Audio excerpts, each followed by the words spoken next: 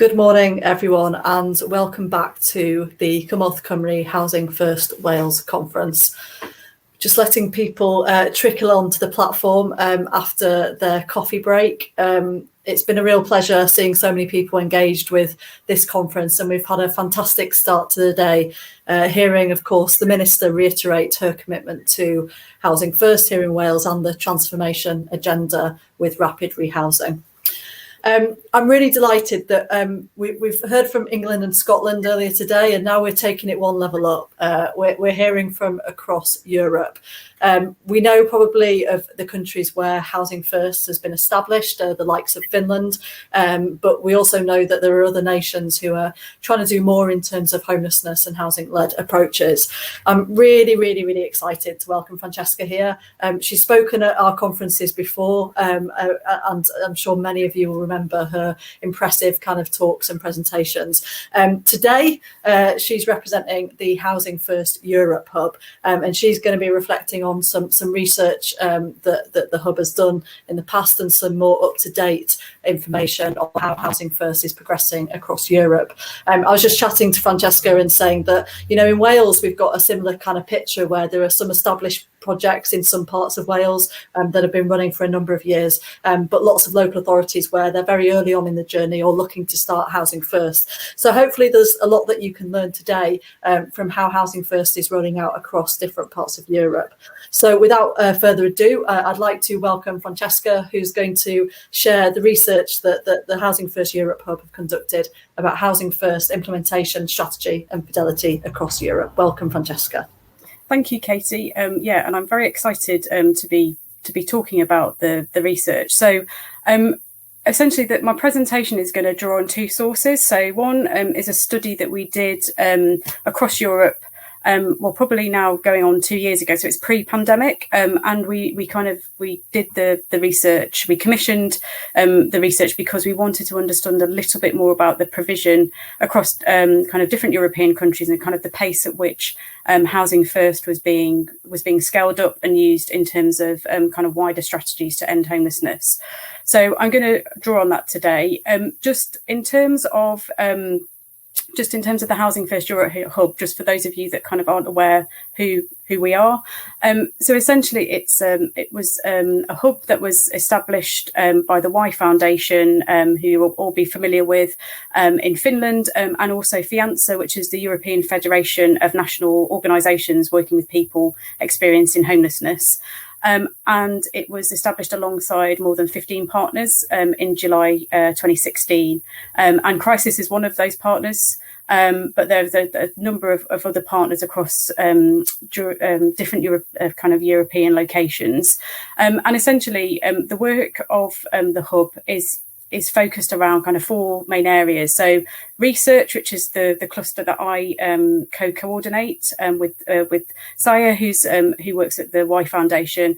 There's also an advocacy cluster, and then there's also a training and Housing First for Youth cluster. So I would say, for any of you interested in learning just more about that kind of hub's work, there's a very comprehensive website, and also as well as having kind of partners, there's now associate members for people who want to join in terms of kind of taking advantage of the hub's resources. A lot of it's around kind of toolkits and also kind of training and kind of sharing practice. So in terms of the research, I'll just very quick, I know this is not a research conference, so I'm not going to kind of dwell on the research methodology, but just to so you're aware of how it was done, it was basically asking local experts in each country to answer a standardized questionnaire, asking a number of questions around the implementation of Housing First. This also included Housing First programme leads from several countries, and 19 countries responded to the survey, and I won't read them out, but they're kind of listed there in terms of where we did get responses for. I think where we didn't get responses tended to be areas where Housing First there wasn't Housing First operating in that area. I think the only exception to that is we didn't receive a response from Germany, but there is Housing First kind of in Germany, but we did sort of supplement that by within the report itself. If you do want to go and look at it, it's on the Hub's website with kind of more. We kind of did an interview with a kind of local expert, and we also sort of looked at some secondary data. But I suppose just to say is that obviously there are limitations when you kind of look at you only kind of ask one person in a country, but we did try and triangulate that with kind of other sources of data in order to understand a bit more about what was happening. So just in terms of kind of the overview, so it was the first study of its kind in terms of attempting to understand development of Housing First across Europe, and it gave us quite a lot of learning from it. And I think one of the things is if we did do this again, there's definitely some things we would want to factor in, but it does give us a really good baseline in terms of what's going on. And it kind of highlights the kind of known evidence that there is around kind of the scale of Housing First, governance, strategy, and also outcomes of Housing First. I suppose kind of, one of the key takeaways is that in most countries, in terms of who we kind of spoke to as part of the research, Housing First is becoming more widespread. But there is kind of a mixed picture in terms of the pace of that and the kind of progress. And I'll kind of come on and talk to that about that a little bit more.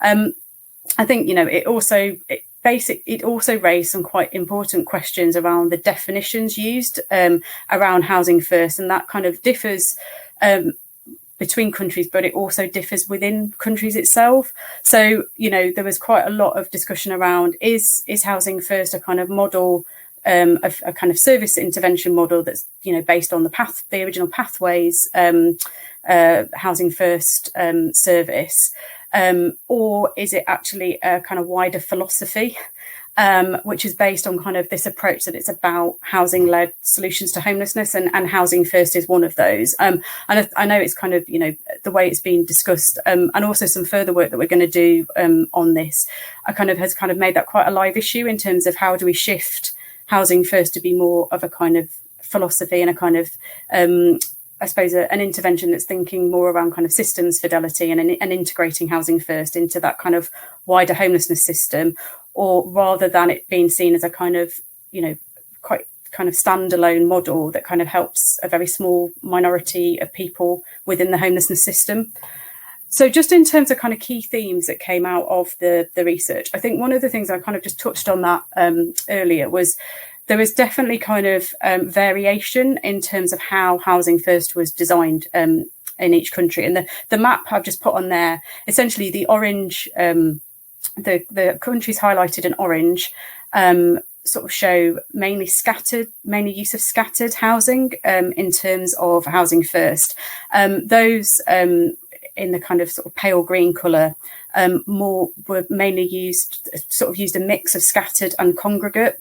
So I suppose it just shows you that there are kind of differences in terms of kind of how Housing First is implemented, and kind of the two countries that are kind of are highlighted are basically where there aren't any services, and the kind of grey ones are just where we didn't get responses.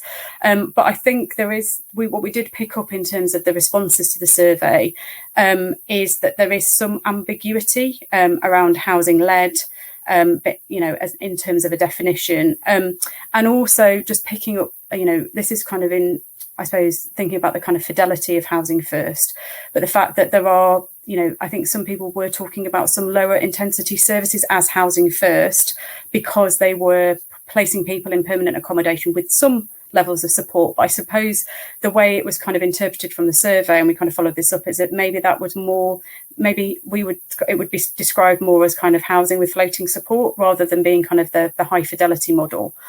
So there was some variation in practice. So in terms of funding, this won't surprise most of you, and this is the case across Europe, but quite a lot of Housing First is on a temporary pilot funding programme, or there's some kind of precarity in terms of how it's financed in other aspects. So, for example, it might be that it's kind of financed via kind of a wider social services pot of money, and that actually that's not definite, as we know, is kind of a lot of local government spending. That's kind of year to year, depends on kind of how that's kind of decided and kind of and kind of how it's allocated. I think in terms of where there is more sustainable funding, there's more sustainable funding pots in Denmark, Finland and France. And the kind of response was that there was less secure funding in kind of countries such as Italy and also the UK. I mean, I suppose I'd just say a point about the research is that we used the UK as a kind of whole country, but obviously from my own background, I'm very aware there's huge differences when we talk about how the scale and pace of Housing First is being implemented across England, Scotland, Wales and Northern Ireland. So there are kind of within the report itself, there are more nuances, especially around obviously the pace at which Scotland has implemented Housing First, and there are kind of clear comparisons between the kind of different scale of pace. But I suppose in terms of the funding point, obviously, especially in England, there is kind of more precarity of funding, and so that's kind of how that was kind of drawn out. I think the other thing was, again, for lots of you that are working in Housing First services and kind of are familiar with Housing First within your own context, what really came through from the research is that the kind of funding issues also creates risks around the quality of Housing First support and also around kind of fidelity, and can undermine its effectiveness. And I think when you look at kind of more impact evaluations on Housing First, there's been a number of studies which show the kind of higher the fidelity and the more close it is to the fidelity, the higher the outcomes are and the kind of more positive the outcomes are for people receiving the support. And I think, kind of in terms of the research, we kind of draw the conclusions that, we must have kind of more sustainable funding if we're going to kind of develop services on a more permanent basis across Europe, and kind of making sure that it kind of is attached to more kind of more permanent and sustainable funding. So again, when we also asked a question around strategy and political support, and I think this is quite interesting because I think it's very interesting to think about how Housing First has developed in terms of responses in different countries. And so I suppose an important point is Housing First is prevalent in terms of operating in many European contexts, and not all of those have seen wider systemic changes in terms of responses to homelessness. So it did vary in terms of the kind of how prominent Housing First was as a solution, but also how it's funded. I suppose in terms of how it features in terms of homelessness strategies, so both at a national and a local level, but also about how it's situated within kind of wider health policy and kind of health and welfare policies. And I think the other side of it is the political support for Housing First varied. So I suppose a kind of key takeaway is in countries where Housing First is part of a well-resourced, integrated homelessness strategy, is often where Housing First is at its most developed. And, I suppose quite an obvious example of this is Finland, but you can start to see it in other countries. So so for example, Denmark, that definitely kind of is part of a kind of integrated kind of homelessness system. I think the interesting thing with Denmark is, in terms of when you look at the profile of people experiencing homelessness, a lot of people are, do have multiple and complex needs as opposed to experiencing homelessness because of poverty. So therefore, Housing First is often kind of more prevalent in terms of a kind of solution to homelessness, just in terms of who is experiencing it and who is coming forward to kind of homelessness services. I think another kind of interesting country to talk about is France, because that's had huge kind of investment in terms of kind of funding in terms of Housing First, but that's going at a much slower pace in terms of how it's sort of being kind of sort of used in services, and actually we are going to be doing releasing another piece of research soon, probably kind of in the autumn, which is looking specifically at how Housing First is situated in more kind of a homelessness system. And it draws on kind of 4 case studies, which are quite interesting in terms of looking at kind of how they've progressed and kind of the rate in which they've progressed. I think the other thing is just thinking about kind of, political acceptance of Housing First as a solution as well, does have an influence in terms of the kind of pace of change.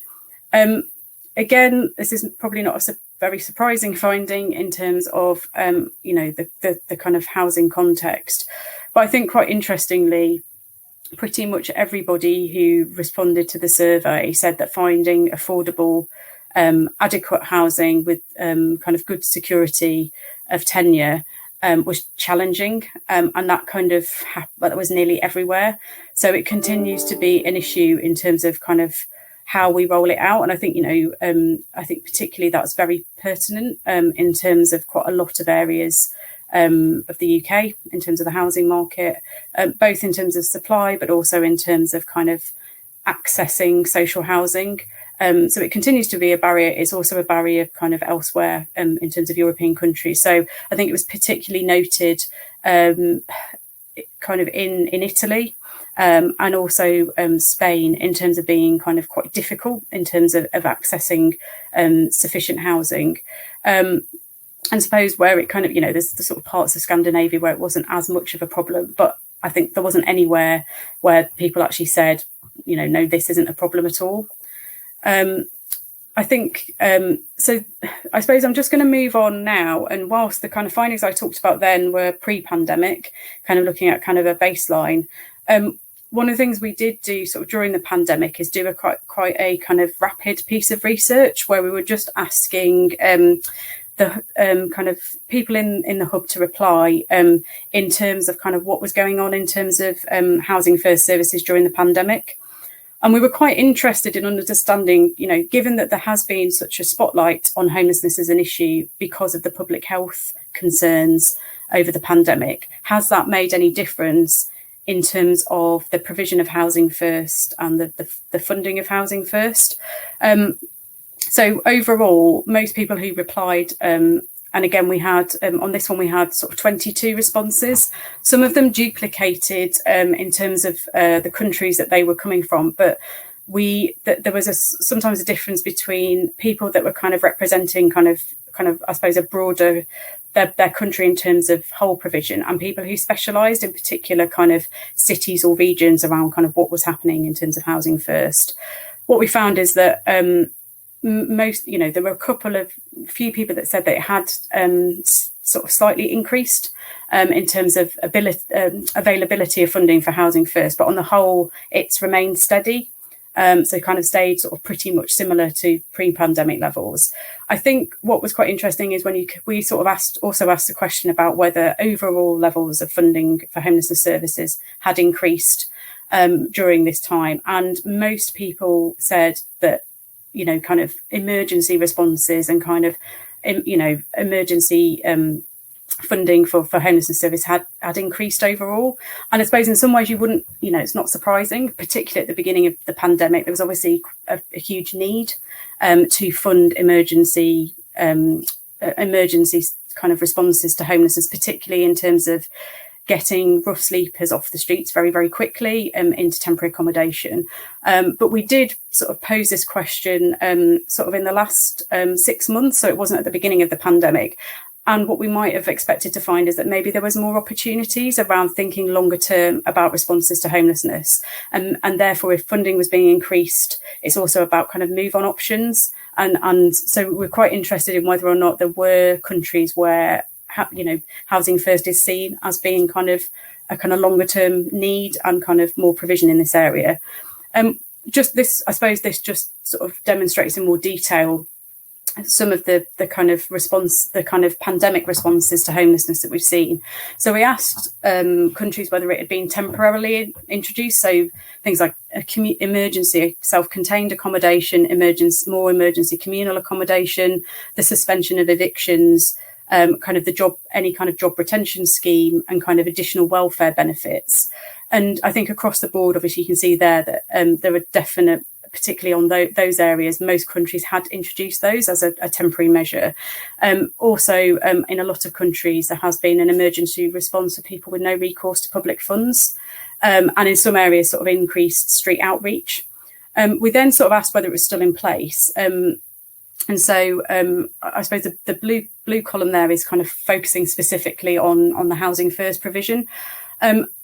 I suppose the point being is that when you kind of look at whether, there has been some additional provision of housing first in some countries during the pandemic, and for a sort of small minority, they are going to continue that provision. But when you compare that to, for example, that countries were more likely to say that there was a continuation of sort of emergency self-contained accommodation rather than housing first.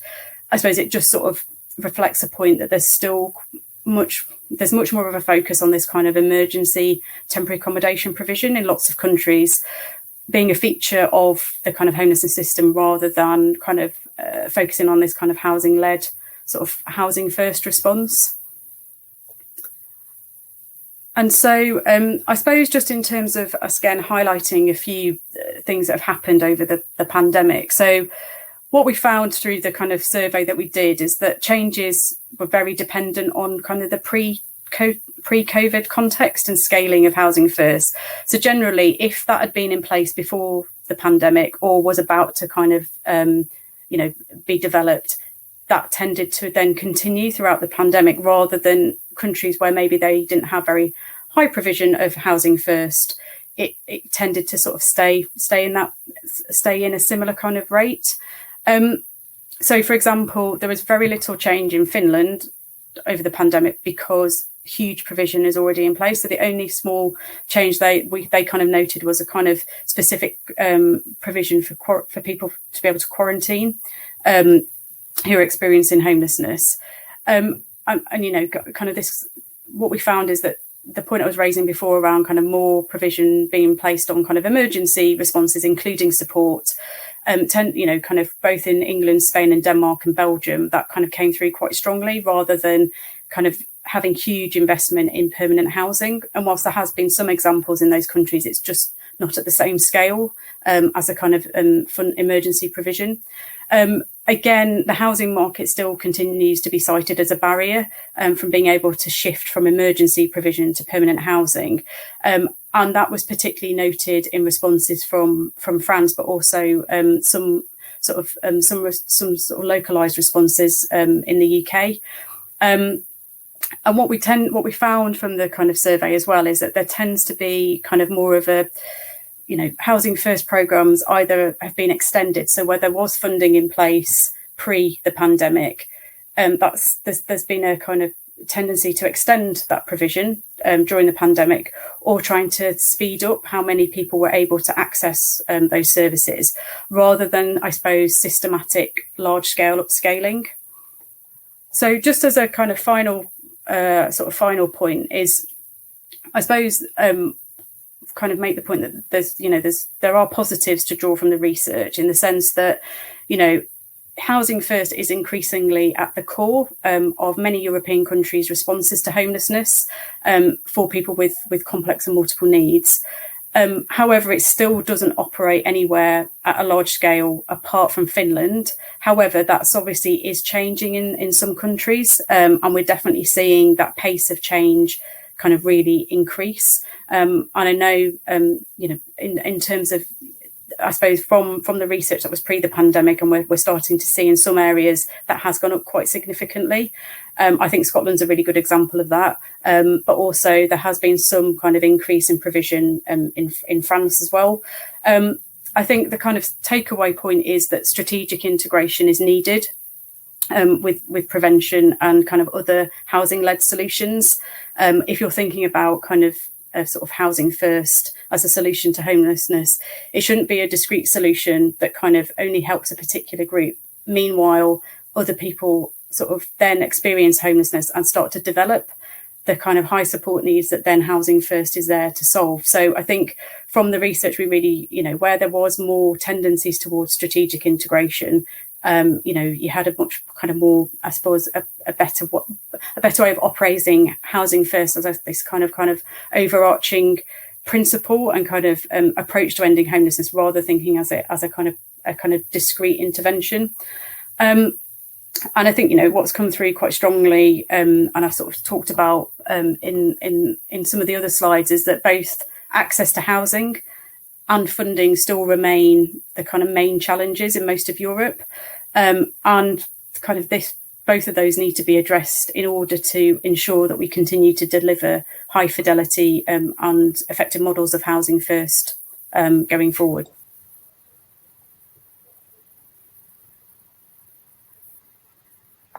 Thank you so much, Francesca. That was a real insight into the picture across Europe. And I think a lot of the things that you identified there are really relevant for here in Wales. I think particularly the funding uncertainty that exists. I think a number of Housing First projects were started as this trailblazer annual funding, and that real question of although the intent is there to give that security of funding, the reality is that we are depending on year funding. And, the Minister said earlier that then depends on the UK government allocating its funding on a longer term basis to give Wales that security. So I'm sure all of those things sound really familiar to a lot of people. And I was really interested to hear you, one of those final points about strategic integration with prevention and other housing-led solutions rather than being a discrete group. And I guess that's what it feels like it has been, that there's this kind of shiny new model, not new to many countries, but new in the context of Wales over the last few years.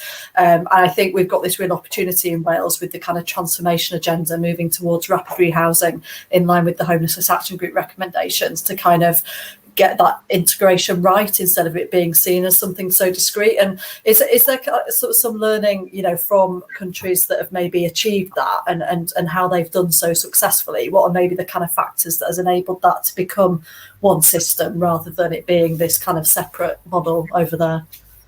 Yeah, very good question. I'm going to do, essentially, we're working on a piece of work at the moment that's kind of looking at that quite specifically, which will come out in a few months. But I suppose a few points from seeing some of those findings already is, I think what we're trying to avoid is obviously, there's lots of reasons why when you have a more generous welfare state, that therefore means that obviously, kind of maybe housing first provision, both in terms of funding, but also in terms of people kind of accessing that, would be seen as being definitely kind of more integrated and kind of more effective. But I think one of the things we've done from this piece of work is say, you can't say the answer is, in embedding a kind of Scandinavian welfare system everywhere, because that's just not realistic. But there's definitely other. So I think some of the things that have come out of the research so far is things about kind of, I suppose, kind of commission, thinking about commissioning of services. And I think that's very relevant in a lot of countries, about the fact that, when you mention prevention, a lot of people have often turned up at other services first, who therefore end up kind of benefiting from a housing first intervention eventually. But we definitely know that we probably could have helped a lot of people early on. So some of the things that have been talked about is kind of, how do you integrate that with kind of more social care and particularly health? And I suppose the pandemic has really highlighted that housing and homelessness is a public health issue.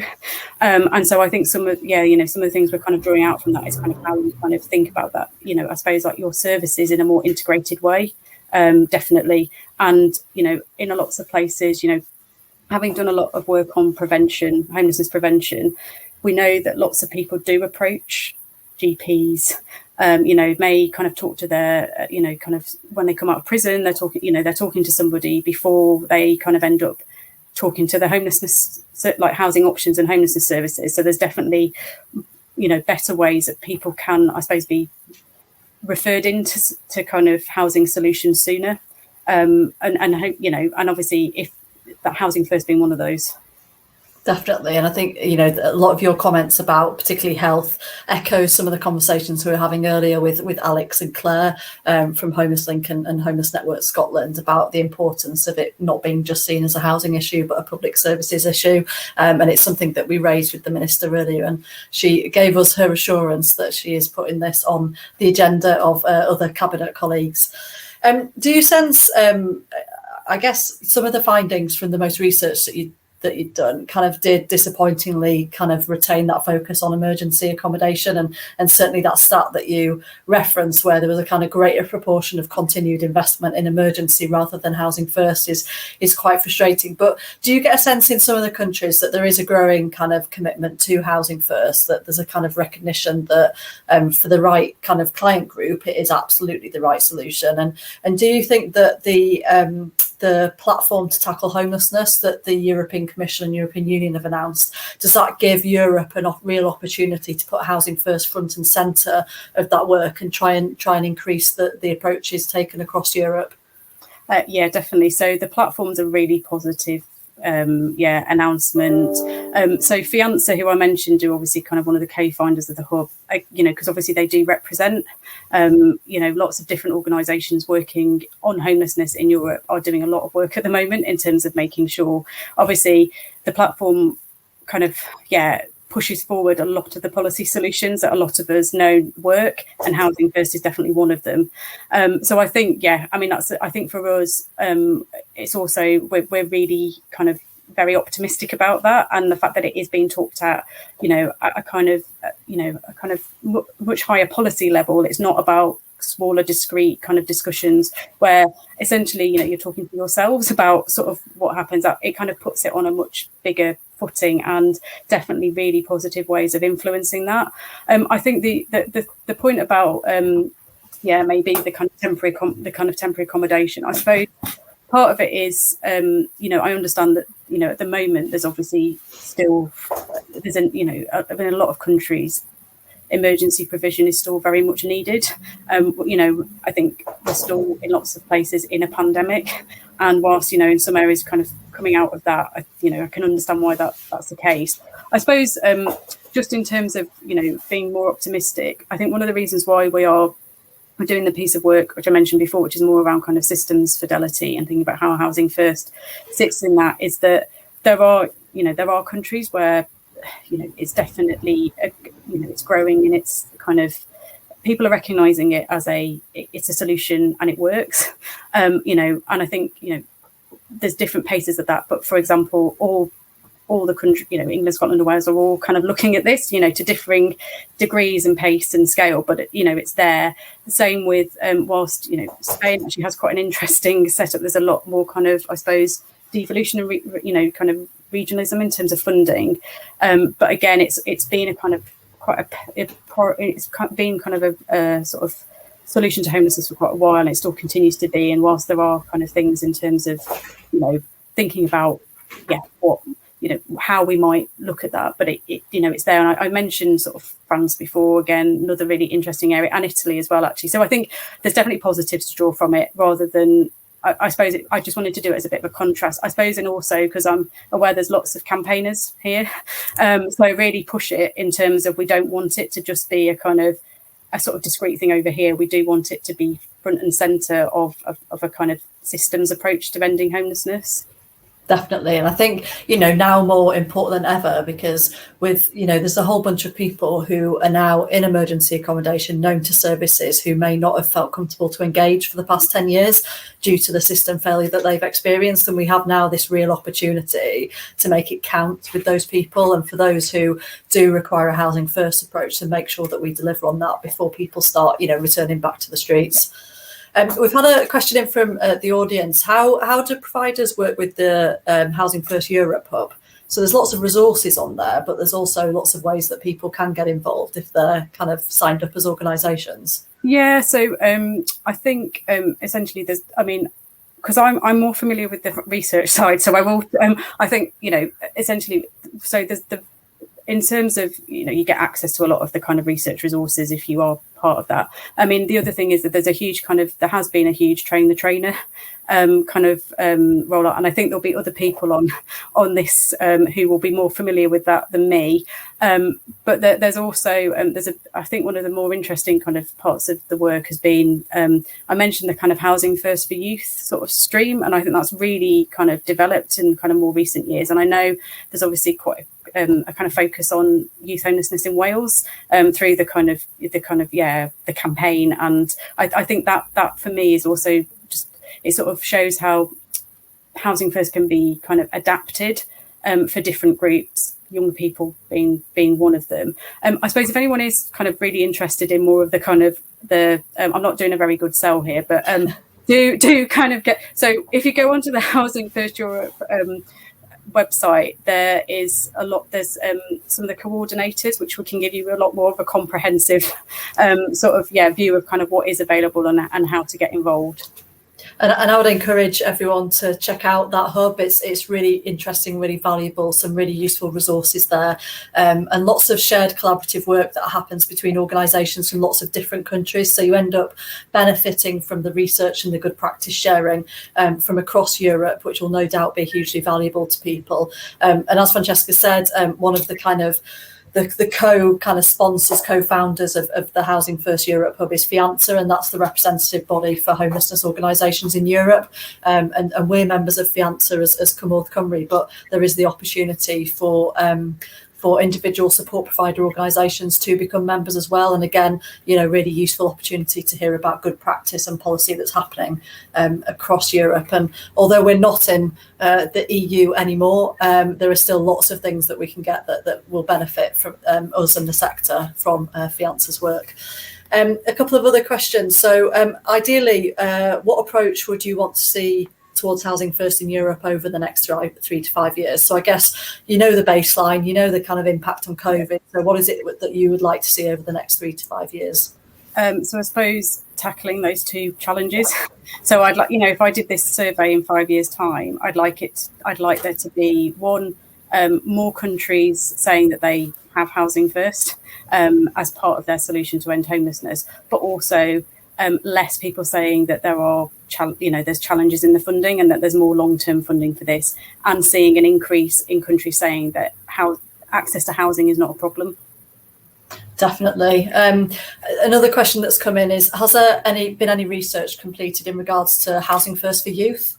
So there's been, I know there's been a recent evaluation by the Rock Trust, who are based in Scotland, who evaluated their Housing First for Youth programme.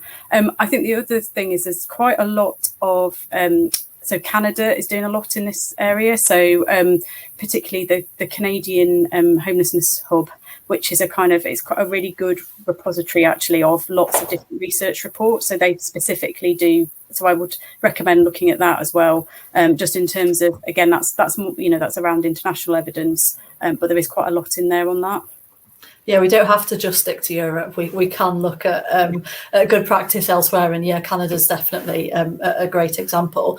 One thing that I was thinking about when you were doing the presentation was, and something that had come up earlier today, was about difficulties accessing the PRS and the difficulties, particularly in the UK, with the lack of security of tenure.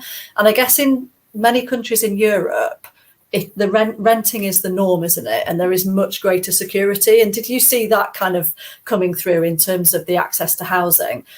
Because it very much feels, certainly from some of the comments we've had today, is that PRS in some ways will end up being the last resort because you don't get that security of tenure. Does that feel different in other parts of Europe where renting is the norm and there's greater security of tenure? I suppose one of the things we did know, whilst that, I suppose the security of tenure point didn't come through, I suppose just there wasn't enough nuance maybe in the way we'd ask the questions, but I think it's a really good point. But what you do notice is a lot more kind of varied tenure, because obviously I think social housing in quite a lot of European countries, there's not that much of it. So as you say, you do need to access kind of the private rented sector, or there needs to be other routes. So where I think I suppose there's more variety, I suppose, but kind of the point still stands that you just want to make sure that the type of housing that is being used for Housing First needs to ensure some level of security. And that I think one of the things that's always been quite interesting in some of the conversations on this is that if for whatever reason that tenancy can't be, the landlord doesn't want to continue to rent to the tenant, it's then about finding them somewhere suitable they can move to, and that's not seen as a tenancy failure. That's just a kind of, it means in terms of changing tenure, but wherever possible, obviously we know that sort of security and kind of that right to housing and kind of keeping that, and that stability is really important. Definitely. We've referenced Finland a couple of times because that's clearly the leader in terms of the scale and often the fidelity. Are there other countries in Europe that you think would be, although they're maybe not as far along as Finland, maybe 2 or 3 countries in Europe that would be, good countries to look at in terms of, us being in the situation in the UK of continuing to develop and expand Housing First? Well, I mean, I'd actually choose one in the UK. So I'd say look at Scotland. And I know you heard from Claire earlier, because I do think that is, that definitely that pace of change is quite. And then I think, I mentioned it before, France is really interesting to look at. I think because they're always there. I think because they actually have a really large need, that homelessness rates have gone up in France, and there's quite a lot of issues. So I suppose it's quite interesting to look at in the sense of they're trying to tackle this, but they're also not in a position where there's low levels of need, just in terms of the scale as well, both in terms of the size of the country and kind of the population. Definitely. We've had a question about data collection. So I guess you were going out to a bunch of countries and saying, share your data. And I imagine that there was varying abilities to do so in those different countries. So what have you got to say on the need for there to be better data collection on Housing First to kind of demonstrate, yes, it's effectiveness, but also the scale and how it's developing across Europe? My kind of question this. So I think, one of the things we have actually been doing via the research cluster in the hub is we developed a template actually, which again, if those of you who are running Housing First services and haven't evaluated your service and want a kind of guide in terms of how to do this, there's a kind of template about the types of standardized questions you could ask around outcomes. So one of the things we're trying to do is kind of encourage people to kind of use that template. So at least they're collecting kind of, I suppose, more, some type of metric around how effective Housing First services are. And I think, the other thing is that actually, so as someone who runs an evaluation service myself, in terms of, we're always trying to sort of make the case of why we need data, because I understand that, often lots of people are, hugely busy. They have very stressful jobs, especially particularly when you're working in Housing First services. It's not a kind of 9 to 5 job. And I suppose it's whether for us, it's just about sort of encouraging people to even collect minimum data sets around things like housing sustainability, well-being, because and to share and to be happy to share the kind of aggregated data. So one of the things we are going to be doing is trying to look at, I suppose, looking at a few indicators, asking people to share their data on a kind of aggregate level across Europe and trying to draw some conclusions for that. So I suppose, in terms of increasing or improving data collection, it's about encouraging everybody who's kind of working with individuals to record that information and then to be happy to share it in order for it to be kind of used in a kind of lobbying and advocacy sense as well. Definitely. And we're embarking on the first data collection for Housing First in Wales at the moment, coordinated by Alex and the network. So we've got kind of our first round of responses starting to come in at the moment. So we're hoping to share some similar data to the data that's published in Scotland on a quarterly basis. So at least we're kind of making a start to doing that data collection, because we know there's lots of great work happening. And often the minister's like, can you tell me how many projects there are? And so this will hopefully go some way to helping with that. We've got time for one more question that's come in from the audience. So do you or the hub have a stance or I guess concerns on ideological threats to Housing First in Europe as part of progressive solutions to homelessness? So the question references, the example of Hungary outlawing rough sleeping in recent years. And I guess that sort of political kind of arena kind of impacting on the ability for us to progress with things like Housing First. I mean, I suppose it's always a threat. In the same way, I think obviously Hungary's a sort of, it's awful what's happened there in the past few. And actually, I did when we were allowed to travel, I did actually go to a kind of event in Hungary, and we actually heard from some of the kind of more advocacy agencies in Hungary around what effect that was having on their ability to support people and help people. I suppose I'd say that kind of, it's almost like that it kind of gives you more motivation to push the need for solutions like Housing First, because it's I think whilst obviously I sort of mentioned that if you have political backing on this and actually a sort of environment where that is more likely to thrive, and you're going to get support and funding, obviously it's more successful. But I think it's not you can't kind of not do that in countries where that doesn't exist. And I suppose it's, you know, going back to the point about data, it's making the case for why this needs to continue, and the fact that, yeah, you know, we need to be able, you know, you do need people to be able to access this support, despite kind of maybe some of the more like less progressive context that's happening. Yeah, absolutely. And I guess now is a good time to say to our audience that we've got 60 members of the Senedd recently elected. You know, you all have the ability to contact those representatives for your constituency and your region, and introduce them to your Housing First projects. You know, we probably can only do it online at the moment, or maybe in a socially distanced way outside, but a real opportunity to make those connections with elected politicians to help them understand why Housing First is so important, to develop the empathy and the values necessary to support models like this, and make sure that regardless of, you know, who is in power or who is in opposition in Wales, that we've got that kind of cross-party continued support for this model going forward. Francesca, it's been absolutely fantastic having you with us. I know that you have many jobs and many hats, and I know how busy you are. So thank you so much for taking the time out today to give us that overview of Housing First in Europe. In the handout section, where the chat box is, we've put a link to the report there that Francesca mentioned. Please do check out the Fianza website, the Housing First Europe Hub. Thank you so much, Francesca. It's been brilliant having you.